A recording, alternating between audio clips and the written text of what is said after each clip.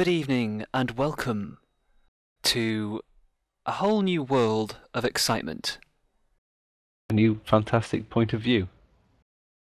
Well, kind of. We're back. Semi-back. Well, yeah, we're back. Welcome to a whole new world of fluffy podcast. Yay. It's been a while, hasn't it, Rob? Been a long time. That's right. Yeah, it's been crazy. We've had a bit of a gap, due to various things, really. And what are those things? Well, I moved house, obviously, which was back in November. Yeah. And that happened and that went well, and I kind of settled in. And then I was going to do some recording. And Tim was like, your microphone buzzes. And so I was like, well, why? So after me trying loads of different stuff to try and make my microphone not buzz, because it made no sense why, because it wasn't buzzing after I moved. It took a few weeks, and then it started buzzing. Basically, yeah. Rob's microphone broke. Yeah, and pretty much. That's all you need to know, really. So there was the move, and then the microphone just kind of stopped him from getting back into the swing of video recording, which was unfortunate, and it kind of left me to do all of it, really, until now, and there hasn't been You loved much it.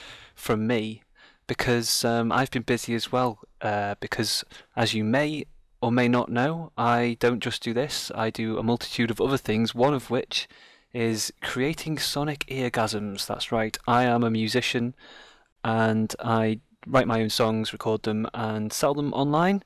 And I'll include a link in the description if you want to go and buy all my songs. Go and do that. Right. But I've been busy working on my latest album and putting that out. So it's been fun. Do I get a cut now? No. Considering you're kind of using me as well as a way of selling your music. So that's where I've been busy with that, as well as I've been wanting to get videos out, but just haven't had the time, and it's been gnawing away at me. One of those things. It was the last thing I'd get to, and then I wouldn't have any time. So yeah, but we're back now. We've just decided to put out this quick podcast to announce the fact that we're back, and we're going to be more actively back to what we were before. We at one point we were doing videos pretty much multiple times a week, and we want to sort of get back towards that regular swing. So yeah, that's what we hope to achieve. Getting back to gaming videos. So it's not that we haven't been gaming. We've definitely been gaming still. And what have we been playing? Too much LOL. We have been playing a lot of LOL. Far too much LOL. When we posted our first League of Legends video, LOL of LOL video, on the channel, it was quite interesting. We got a comment from one of our subscribers, or one of our viewers, and it said something along the lines of, "Don't get sucked in." And I was like, what does that mean? And Rob was like, just LOL. And Rob was like, well, it's one of those games it's sort of very addictive, and I've got to say, it is. But but the thing is the reason it is because it's so good. Right? It's just really well done for a esports-esque, Yeah, it's brilliant. It's brilliant. Online battle arena game. It is amazing, and completely free to play, and rewarding as you skill up and get more experienced. But my God, it's addictive. And but it's not though, is it? It's not, because you don't feel it. You don't feel it. No, you don't feel it. But you go back to it when you want to play a game. You feel like, I'm going to go back and play LOL. Everyone goes, oh, we're just going to game of LOL. Yeah, and then everyone gets together and we all log in. And the thing with that is that a game of LOL takes so long that there's no time for really anything else. Yeah, it's not like you can just pop in for like 20 minutes. It's like you've got to at least commit to an hour when you play. That's the thing about it, though. I mean, like, especially with kids and a family and stuff. Yeah, is having that slot of 40 minutes. I have to really wait until the evening. Everything is done before I can even think about going to LOL. You can't just nip in for 10 minutes. No. But it's good. It's great. And what's interesting about that as well is that we also gave Dota 2 a go as well during that time where we were doing LOL. And by the way, if anyone wants a free copy of Dota 2, We have keys. We have keys. We're sure you know someone who has keys, and you probably have keys without even knowing it yourself. Because I don't know. I don't want to bash Dota 2, but we tried it, didn't we? And it just wasn't as easy to get into, and it seemed like a lot of it was just there because it was there in the original and was awkward, and it felt really sort of counterintuitive. But I mean, I'm sure it's one of those things where if you give it more time and adjust to it, it obviously becomes second nature. But LoL was just so much more streamlined and good, right? Yeah, the gameplay itself feels a bit more streamlined in LoL compared to Dota. But then again, when I started playing LoL, well, yeah, it was a bit over, but nothing like as bad as Dota. I mean, having played LoL for a while, you would have thought that getting into Dota would be easier. Yeah, I suppose so. If you've had the MOBA experience, then you kind of get the idea of what you need to do. I'm sure there's plenty of people watching this video who love Dota 2, and hate League of Legends. It's just preference, isn't it? We played LoL first, and it's a lot different. Well, actually, played Hon first. Yes, but not for long. No, but then I didn't. You played it a little bit longer than I did. I played it for like 20 minutes and just gave up completely. I didn't lock on to Hon. No, we locked onto LoL. Not like this. They're obviously doing something right, though, aren't they? League of Legends, because it's so popular. Well, it's the biggest game. Yeah, exactly. Biggest player base. So yeah, it's brilliant. It's brilliant. That's it. We've been doing LoL. You've been playing this new Empire. I've bought it and given it a bit of a go. It looks really interesting and fun, actually. Yeah, it's the whole Dungeon Keeper thing back again, and it does it really well. There are bugs. It's definitely buggy in places, but to be honest, they're not game-breaking bugs. There was a moment when Barry was playing through the tutorial and he couldn't progress the tutorial, and then it wouldn't let him save because we actually joined in co-op, and it was blah blah blah blah blah. But it was buggy. So, but other than that, I haven't really had any problems with it at all. There are sometimes issues with don't necessarily catch a cue, like to do something. Say, if there's a quest given and you kind of miss it because you've got something happening in the dungeon or anything because it's very micromanaging. Loads of different things. You've got a good 4 or 5 squads of imps to control, and then other imps that you can set about in your I suppose dungeon. So it's hard to keep on top of everything. So sometimes missing cues of where to go and what to do can happen. And in the tutorial, you can't actually progress and get bigger things without getting everything unlocked. So if you do play the game, just make sure you are paying attention to the cues and unlocking everything you can by actually exploring. Tip. Yes. And I've also been playing Tribes Ascend again, which mainly because of the Game of the Year edition came out, and I wasn't thinking about buying it, but I just thought, I haven't played Tribes Ascend for ages. Ski. And I just love that game, and I've been loving it again. Every class I play, I just love playing. Yeah, ski faster. Must go I think faster. the only reason you like that game is because of your gamer tag, Robski. You're like, Robski Tribes. I can't get I'm into trying Tribes. to remember what my... It's because I'm bad at it, I know, but... I think my gamer tag, actually, in Tribes... Yeah, it was Robski Warrior, in Tribes 2. Wow. Back in the day. You've also been playing a bit of Bit Trip Runner, right? Yeah. That game's amazing. The reason I've been playing that again is because it's the second one's coming out at the end of the month. 26th, Bit Trip Runner 2, which is available on Steam, and if you buy it, pre-order it, you get Bit Trip Runner for free. So I kind of bought, obviously I pre-ordered it, and I gave the other copy to my daughter. But yeah, I love Bit Trip Runner. It's infuriating but immensely satisfying. So I'm really kind of looking forward to what they've done with the second version. I haven't really looked into it other than the graphics are very nice, a bit different. But I want to keep it a bit of a surprise. Yeah. I want to unwrap that box yet. Good job she doesn't watch this podcast then. Why? Well, because then it wouldn't be a surprise. Oh no, the surprise is Bit Trip Runner 2 for me. because I don't know what it's like, other than the fact that it's a bit more 3D graphics and the graphics are shiny. I don't know if it's changed at all I in the see what you're on way about. it's working, or Yeah. so I'm keeping that one till I actually get to play it in a few days. Yeah. So that's what we've been playing, and what's on the horizon? What's something interesting in the future of gaming that we've been looking at? Well, there's this thing you might have heard of, Skyrim by Bethesda, some kind of Don't know. RPG You know, it kind of rings the bell type thing where I might have lost about 40 hours you of my fight life at some point. you to that fight game. some was it dragons? I don't know, but basically there's going to be this MMO version of that kind of thing brought out. Was it Skyrim? Yeah, Skyrim.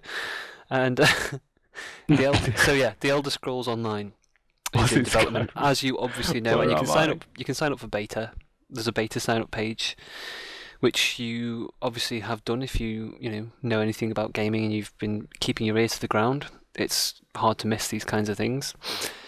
And so, yeah, we're sort of curious about this because, on one level, the Elder Scrolls Online sounds like a good idea, and one of the things that we said when we were doing Skyrim was, "Oh, this is great, it's amazing, but why isn't it multiplayer?" Yeah, the problem I had with Skyrim was the fact that I couldn't share it with anyone. Yeah, I mean, some people would say that that's part of the RPG, the pure RPG experience of being an isolated hero in the world and going on the adventure. But there's clearly an audience there for a more online version of that, and so the Elder Scrolls Online is an attempt to sort of fuse the gameplay of Skyrim with the gameplay of the traditional MMO, but with more of the sort of recent innovations of things like Guild Wars 2 and such alike. And from all the reports that have come out from people who've had experience with the game, hands-on experience, ZeniMax actually invited a few bloggers and famous guild leaders and so forth up to their HQ to actually give it a go. And from the initial reports, there are elements of the gameplay, specifically the combat, that are reminiscent of Guild Wars 2, which is good. I like that whole idea, and it kind of has the Skyrim idea of you're not just like picking a class and that gives you a set series of abilities. You kind of get the class as a basic starting point, and you can basically, if you want to be like in Skyrim, if you want to be the badass plate wearing sword carrying guy who also uses magic, you can totally do that if you want to, supposedly. The big question really is can they pull it all off and make it work? So we're kind of very interested to see how that plays out, because in some ways, Guild Wars 2, we were really big on Guild Wars 2, but it hasn't retained interest as much as we hoped. Yeah, and we think it's the legs it needs. It needs to run. There's certain issues, little details really in the Guild Wars 2 model that kind of make it just not hold your attention, as far as we're concerned, at least. So it's going to be interesting to see if the Skyrim MMO, The Elder Scrolls Online, TESO, can actually do that better than Skyrim, than Guild Wars 2. The thing that interests me about it is it's not really open world; it's kind of instanced. But then thinking about it, if you were in a group of 4 friends, roaming around in Skyrim, well, Guild Wars 2 is instanced. Yeah, I know, but I was thinking we might have been getting away from that whole thing again. Well, it seems that it's more into dungeons itself rather than. They got away from that whole thing years ago in WoW. I know, but it's sort of come back again, hasn't it? Yeah. I don't know. And it made me kind of withdraw a little bit, as to say. Yeah, it'd be really great if they could do it like Skyrim. Well, what I'm thinking then is it could actually be better because the problem with Skyrim, you wanted to share it with your friends, the experience. You didn't want to have 50 billion people around you. So maybe the fact that it would instance it down into smaller chunks so that you could actually have the experience with your friends rather than, you know. Well, supposedly, from what I've heard, one of the sort of, I mean, they're calling this a unique feature, but I mean, it's been done already. But I mean, it was in Guild Wars 2 to an extent, the whole mega server idea. But part of it is supposedly, when you start in Guild Wars in Tesso, you tell the game what kinds of players you want to be grouped with, or you Yeah, want to, yeah. and so you can avoid it, in theory.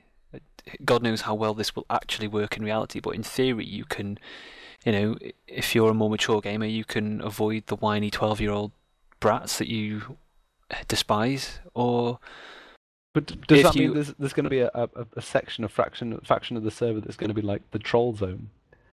Where all the people who That's answered, it. "Do you like to troll?" are It's in there. entirely possible. Who knows how that's going to pan out? But That'd be weird.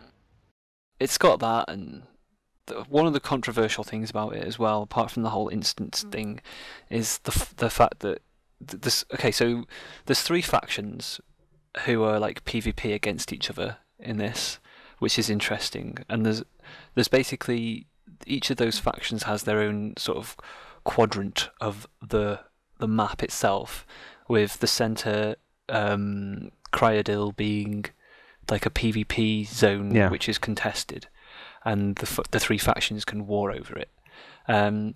So what happens then is, you pick a faction and you're limited in where you can go in the world to your own faction's quadrant, or the PvP zone. You can't go into another part of the map that belongs to another faction, which I'm sure a lot of hardcore Elder Scrolls players are a bit upset about, because part of the whole ethos of the Elder Scrolls is you can go what you want, go where you want, do what you want, talk to who you want, and basically just be who you want. But an MMO kind of puts certain restrictions on that kind of thing. So it's going to be a balancing act, and to see if they pull it off or not is going to be very interesting. I suspect it might actually always go a little bit wrong, because these things have a way of doing that. Yeah, exactly. But I'm sure it'll be a valiant attempt. Let's give them that. Yeah. It'll be valiant. Yeah. If not, a little bit foolhardy. We'll see. I'm interested to see how it goes. There is another game. There is caught my another attention, and it's really, really suspect of it. I mean, suspicious of it. I mean, Okay. completely. What are we talking about here now? A game called Destiny. Now, that old game. I've been playing that for several years now. Yeah, it's not. It's an MMO, and it's going to be it's from the guys who made Halo. So it's Bungie. Bungie were bought out, I think, by Activision, the gods of money at the moment. The gods of money. And put to work pretty much the whole of Bungie put to work on this one thing, which they've been growing and developing. Yeah. Which is an MMO. It's going to be on the 360 and the PS2, or the PS3, if it comes out, or the 720 or whatever it is. Basically, it's going to be a console MMO. And it's going to be... And what they're doing at the moment, they're taking pre-orders for it already. There isn't much actual information about it. No one's saying anything. So why would people pre-order? Other than it's amazing. And yeah. It basically just feels like the hype sledgehammer is beating people in the face. Do you know what? That's like if I went into town and said, "Guess what, guys? I've made some. I'm gonna make some really amazing cakes, and you can pre-order them now, but I haven't made them yet." Yeah. Well, but you can't even give see me the your pictures money, of and the then I'll cake. go and make them. So all the artwork is concept artwork, for example. There's hardly any in-game footage, and don't worry, guys. It's going to be awesome. Rev 3 Games went over to talk to them in Seattle, I think it was, or somewhere. Okay. And they were basically having QA testers. What they'd done because they couldn't show any of the game because they didn't want to or something. I'm not sure. There is no game. Plot There twist. is vaporware. They basically took pictures of QA people playing the game and took pictures of their reactions to playing the game, and then showed the press the reactions of them playing the game. I kind of want to say fake, but it does not seem legit. Obviously, Activision have loads of money, and they bought Bungie for loads of money, and yes. obviously they just want to plow money into something. So I have no idea. It's like they're paying a bunch of people to sit in an office and say that they're doing stuff. There's less information about Destiny than there is about Star Commander. At the moment, maybe it's because it's so revolutionary that they're scared that people will copy the idea. They're pushing the whole revolutionary thing. It's going to be like an MMO like you've never seen. The world's going to be. It's going to be an MMO so changing. Epic that when people buy it, a World of Warcraft developer dies. And what the picture of the QA people was when the world changed in front of them or something happened and they were like, "Whoa!" The world came out of their monitor. So, yeah, I'm really skeptical because they had all these press people go over and they didn't show them anything from the footage, like the game footage at all. They didn't let them touch it. Were the reaction photos of the people playing the game 3D? No, not even 3D. Because it was that powerful, he didn't. They were 4D. It's just bizarre. So anyway, this is the weird thing at the moment that's caught my interest. It's an interesting story, isn't it? Well, it's interesting in the sense that Bungie are making it, and they obviously really successful with Halo, and they know how to make a game, first-person shooter, gunplay, and that's basically what this is looking at. Destiny's looking at. Yeah. But yeah, in an MMO kind of way. It's very intriguing. We'll have to. I mean, it's console. Well, I'm not sure whether they'll bring it out on PC. I doubt it because Microsoft will probably lock it down to Xbox only or something. Yeah. And whether it will be PS3 or if it's console only, then I ain't interested because I'm a PC gamer, man. Yeah, I know exactly. I mean, it's going to be crap on console anyway. You can't do freaking MMOs on console. What's funny about like you're saying this is going to be like on the next gen of consoles, but the thing with consoles is like they bring out like the next gen and it's like as good as current gen PCs, and then like a few months later, weak current gen PCs. Yeah, weak current gen PCs, and then after a little while they're just shit. Yeah, and then PC games suffer because they're developed for console and board. Yeah, unless they're crowdfunded. Yes, to be which a lot of really good games are being crowdfunded now. Yeah, it's all Screw you, Activision. Yeah, and bloody Microsoft and you're locking down crap. Yeah. But yeah, so that's interesting vaporware. That's yeah, it is vaporware.